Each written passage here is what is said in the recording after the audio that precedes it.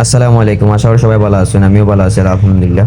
তো একটা আমার ফার্স্ট ব্লগ, আশা করি সবাই সাপোর্ট করবার সব সময়। তো আজকে আমি আমার অফিসে যাইমু, যাতা করি না করি সপ্তাহ আপনারা দেখাইমু।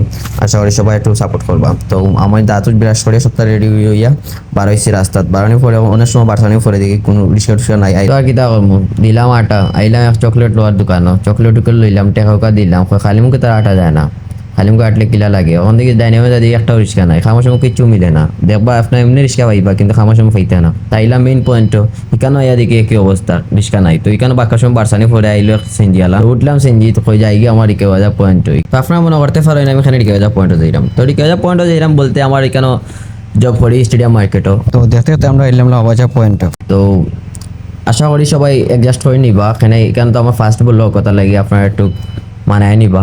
অনেক তাও ভুল টুটি হইতে পারে, তাও আশা করি আপনারা বুঝবা। তো আটে আটে আইলাম অফিসের ভিতরে, গলিতে এদিকেও মাই কারেন্ট নাই বলতে অফিস খুলছে যে হেও দেখি কারেন্ট নাই খর।